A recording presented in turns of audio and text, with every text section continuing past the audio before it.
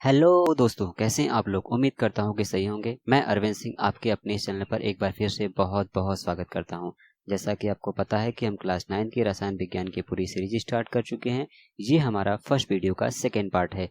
यदि आपने first part को नहीं देखा है तो पहले उस पार्ट को देख ले, उसके बाद इस पार्ट पर आएँ ताकि आपको चीज़ें अच्छे से क्लियर हो। तो मैं ये मान कर चल रहा हूँ कि आपने फर्स्ट पार्ट को देखा हुआ है।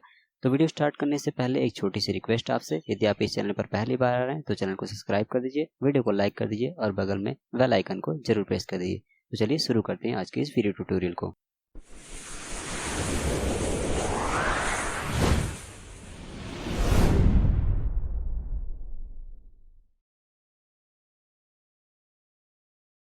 तो फ्रेंड चलिए शुरू करते हैं आज की इस वीडियो ट्यूटोरियल को। फ्रेंड जैसा कि यदि आपने मेरा पहला वीडियो ट्यूटोरियल देखा होगा तो आपको पता होगा कि अणु क्या होता है, परमाणु क्या होता है, अणु के अंदर क्या क्या चीज़ें होती है, परमाणु के अंदर क्या क्या चीज़ें होती हैं। जैसा कि मैंने आपको बताया था कि परमाणु के अंदर नाभिक होता है या न्यूक्लियस होता है, जिसमें आपका प्रोटॉन और न्यूट्रॉन रहता है। नाभिक के बाहर आपका अलग अलग कक्षाएँ होती हैं जिसमें इलेक्ट्रॉन क्या होता है, घूमता रहता है। तो इन सब नाभिक या इलेक्ट्रॉन, प्रोटॉन, न्यूट्रॉन, इन सब की खोज एकदम से नहीं हो गई थी। इन सब को खोजने में बहुत टाइम लगा था और अलग अलग साइंटिस्टों ने मिलकर के इसको खोजा था। तो शुरुआत आपके जॉन डाल्टन ने किया था। जॉन डाल्टन ने पहली बार बताया था कि परमाणु के अंदर क्या क्या चीज़ें होती हैं। तो शुरुआत आपके जॉन डाल्टन ने की थी। यही आपका परमाणु मॉडल है। ठीक है, तो शुरू करते हैं। परमाणु मॉडल क्या हो गया, पता हो गया। यानी परमाणु के बारे में बताना, परमाणु के बारे में बताना ही आपका क्या होता है, परमाणु मॉडल कहते हैं। यानी परमाणु के बारे में स्टडी करना, बताना कि उसके अंदर क्या क्या चीज़ें होती है, यही आपका कहलाता है परमाणु मॉडल। तो बात करते हैं, पहला आपका जो परमाणु मॉडल दिया था, यानी शुरुआत आपकी की थी परमाणु के बारे में अध्ययन करना, वो किसने शुरुआत की था, वो शुरुआत किया था आपके जॉन डाल्टन का परमाणु मॉडल। जॉन डाल्टन ने पहली बार शुरुआत किया था। कब, किस सन में किया था, 1803 में किया था। पहली बार परमाणु के बारे में अध्ययन करना शुरू किया था। उसके बाद आपके आए थे जे टॉमसन, जे टॉमसन का परमाणु मॉडल। उसके बाद इनके इनके में कुछ कमियां वगैरह आई तो फिर जे टॉमसन आए, उन्होंने अपना परमाणु मॉडल दिया इन्हें परमाणु के बारे में बताया। उसके बाद आपके आए थे रदरफोर्ड। रदरफोर्ड साहब ने अपना परमाणु मॉडल दिया था। उसके बाद आपके आए बोहर का परमाणु मॉडल, यानी बोहर साहब आए थे। उन्होंने अपना परमाणु मॉडल दिया, यानी परमाणु के बारे में बताया। और दोस्तों और भी परमाणु मॉडल है, लेकिन आपकी कक्षा के लिए इतना ही इनफ है। यदि आप कहेंगे तो मैं और भी आपको परमाणु मॉडल बता दूंगा, लेकिन आपकी कक्षा के लिए इतना ही इनफ है। तो चलते हैं, पहला देखते हैं जॉन डाल्टन का परमाणु मॉडल। इनका पूरा नाम जॉन डाल्टन है या डाल्टन भी कह सकते हैं। डाल्टन का परमाणु मॉडल देखते हैं पहला। ठीक है, तो देखते हैं जॉन डाल्टन का परमाणु मॉडल के बारे में। तो देखिए आपके जॉन डाल्टन ये हैं, इनकी तस्वीर है। इनका जन्म हुआ था 1766 ईस्वी में और मृत्यु हुई थी 1844 ईस्वी में। ठीक है, इन्होंने कुछ बातें बताई थी। ठीक है, अपना 1803 में इन्होंने अपना सिद्धांत प्रस्तुत किया था। तो उस सिद्धांत के बारे में इन्होंने कुछ चीज़ें बताई थी परमाणु के बारे में कि परमाणु के अंदर ये चीज़ें होती हैं।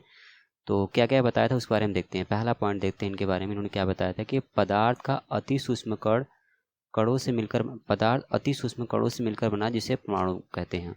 जैसा कि मैंने आपको बताया भी था उस समय कि परमाणु यानी पदार्थ का सबसे छोटा इकाई क्या होता है, परमाणु होता है। तो उन्होंने ये चीज़ बताया कि कोई भी पदार्थ जो बना होता है बहुत छोटे छोटे कणों से मिलकर बना होता है, इसे क्या कहते हैं हम लोग, परमाणु कहते हैं। तो पहला पॉइंट आपका यही कह रहा है। दूसरा पॉइंट है आपका कि परमाणु अविभाज्य सूक्ष्मतम कण है, यानी परमाणु को और छोटा हम विभाजित नहीं कर सकते। यानी कह सकते हैं कि भाई परमाणु को हम तोड़ नहीं सकते। यानी किसी पदार्थ का सबसे छोटा कण क्या होता है, परमाणु ही होता है। परमाणु को और तोड़ नहीं सकते। ठीक है, इन्होंने पहली बार बताया था। लेकिन हम क्या जानते हैं भाई, परमाणु के अंदर भी, परमाणु को भी हम तोड़ सकते हैं। किसमें, इलेक्ट्रॉन, प्रोटॉन, न्यूट्रॉन, या परमाणु के अंदर भी नाभिक होता है। तो ये चीज़ नहीं बता पाए थे उस समय।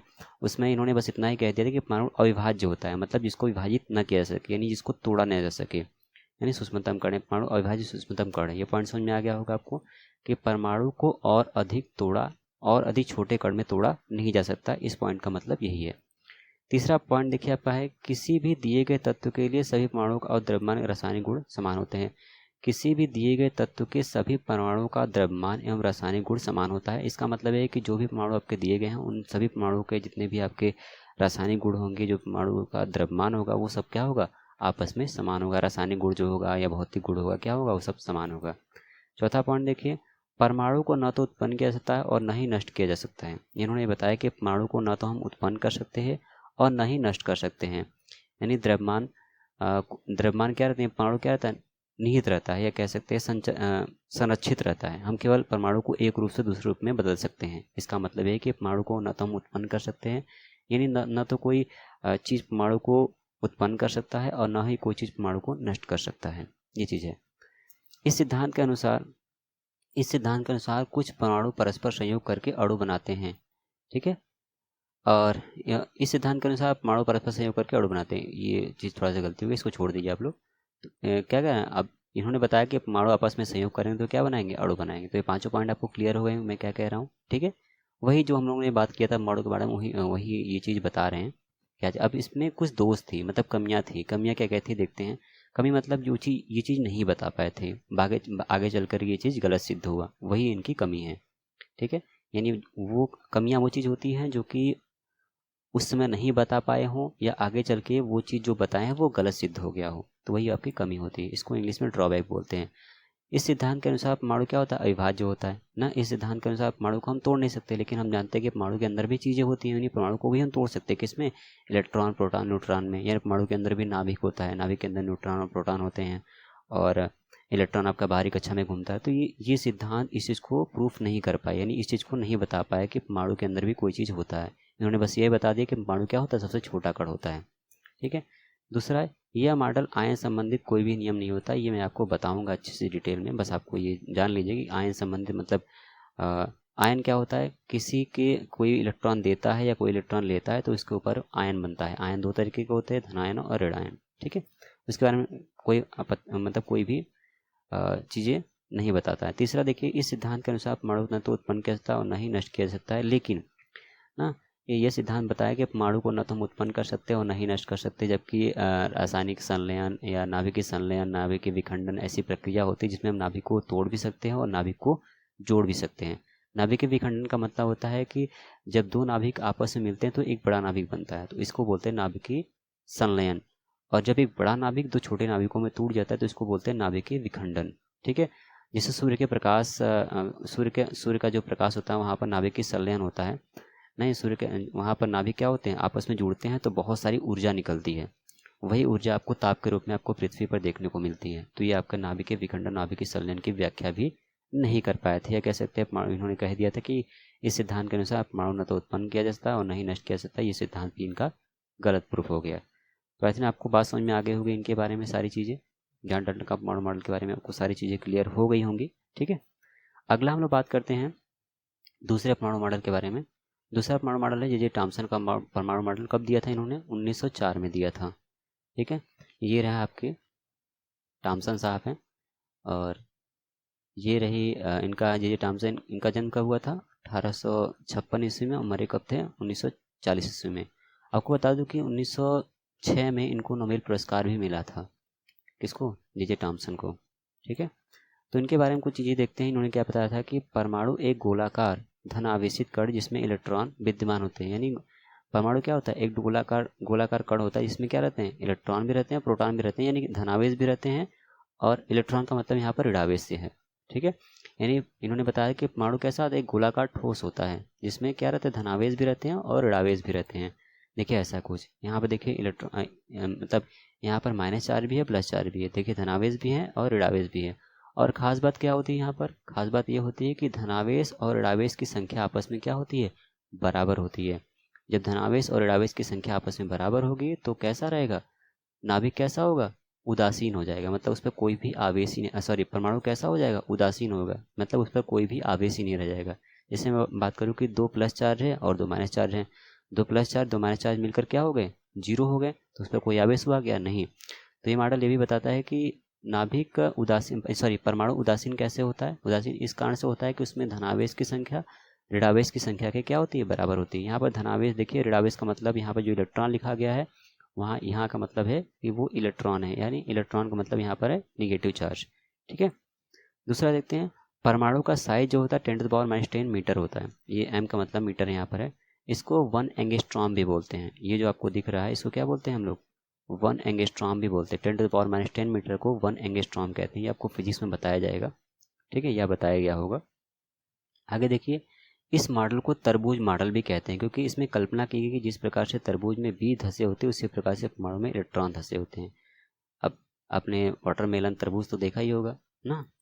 देखिए ये आपका तरबूज रहा, तरबूज के अंदर देखिए बीज है और लाल वाला पार्ट है। तो बीज जो है वो उन्होंने कहा था कि भाई क्या है, इलेक्ट्रॉन है, और जो लाल वाला पार्ट है वो क्या होता है, पॉजिटिव चार्ज होता है, यानी धनात्मक आवेश होता है। ठीक है, समझ में आ गया। इस मॉडल को क्या कहते हैं, तरबूज मॉडल। में अलग अलग मॉडल और भी मॉडल नाम से जानते हैं, लेकिन मैं आपको बस एक ही नाम बता रहा हूँ, तरबूज मॉडल कहते हैं। क्यों कहते हैं, क्योंकि इसमें कल्पना की गई है कि जिस प्रकार से कि तरबूज में इलेक्ट्रॉन होते हैं, जिस प्रकार से तरबूज में बीज धंसे होते हैं उसी प्रकार से इसमें इलेक्ट्रॉन होते हैं, किसमें, परमाणु में। जिस प्रकार से तरबूज में बीज धंसे होते हैं उसी प्रकार से परमाणु में इलेक्ट्रॉन होते हैं, और जो लाल वाला पार्ट है वो क्या होता है, आपका पॉजिटिव चार्ज होता है, यानी धनात्मक आवेश होता है। समझ में आ गया होगा चीज़ आपको। अगला पॉइंट देते हैं, इसमें धनावेशों की संख्या ऋणावेशों की संख्या के बराबर होती है। जिस प्रकार से पूरा नाभिक विद्युत उदासीन रहता है, मैं आपको पहले ही चीज़ बता चुका हूँ। यानी धनावेशों की संख्या ऋणावेशों की संख्या क्या होती है, बराबर होती है। इस कारण से कैसा होता है, पूरा परमाणु विद्युत उदासीन रहता है, मतलब उस पर कोई आवेश ही नहीं रहता है। जैसे मैंने आपको बताया कि 5 धनावेश है और 5 ऋणावेश हैं, तो दोनों मिलकर क्या हो गए, 0 हो गए। भाई 5 प्लस और 5 माइनस जोड़ोगे तो क्या आएगा, 0 ही तो आएगा। तो क्या होगा, वहाँ पर 0 आवेश हो जाएगा। ठीक है, आगे देखिए इनकी कमियां क्या थी, मतलब दोष क्या क्या थे इनके इनके में भी आगे चलकर कुछ कमियां कुछ दोष निकले ना। कुछ कमियां कुछ दोष, मतलब ये कुछ चीज़ों की व्याख्या नहीं कर पाए, कुछ चीज़ों को नहीं बता पाए, या जो कुछ बताए थे इनके अंदर भी कोई चीज़ गलत निकल गई। तो पहली कमी थी कि इन्होंने बता दिया, क्या बता दिया, परमाणु क्या होता है, ठोस होता है। मैंने आपको बताया था कि इन्होंने क्या बता दिया कि परमाणु कैसा, गोलाकार ठोस होता है ना। तो इन्हें क्या बता दिया, परमाणु ठोस होता है, लेकिन परमाणु कैसा होता है, खोखला होता है। कैसा होता है, खोखला होता है, जिसमें नाभिक होता है, नाभिक के बाहर अलग अलग कक्षाएं होती है जिसमें क्या होता है, इलेक्ट्रॉन घूमता रहता है। तो परमाणु कैसा होता है, खोखला होता है। इन्होंने क्या बता दिया, इन्होंने बता दिया कि परमाणु कैसा होता है, ठोस होता है। तो ये चीज़ इन्होंने गलत बता दिया। अगला देखिए, यह मॉडल नाभिक के बारे में कोई जानकारी नहीं देता है। भाई इन्होंने नाभिक की चर्चा ही नहीं की ना। जबकि हम जानते हैं कि परमाणु के अंदर नाभिक भी होता है, तो उन्होंने इसके बारे में बताया जी नहीं, इसके बारे में इन्होंने कोई कुछ बताया नहीं कि परमाणु के अंदर नाभिक भी होता है। अगला है, इस मॉडल में हाइड्रोजन स्पेक्ट्रम की व्याख्या करने में असफल रहा। अब हाइड्रोजन स्पेक्ट्रम क्या होता है ये मैं आपको आगे आने वाले ट्यूटोरियल में अच्छे से समझाऊंगा। ठीक है, थैंक यू दोस्तों, आज का ये रहा वीडियो ट्यूटोरियल। अगर आपको अच्छा लगा तो इसको लाइक कीजिए, शेयर कीजिए, और लोगों में मुझे कमेंट करके बताइए कि आपको वीडियो कैसा लगा। थैंक यू दोस्तों।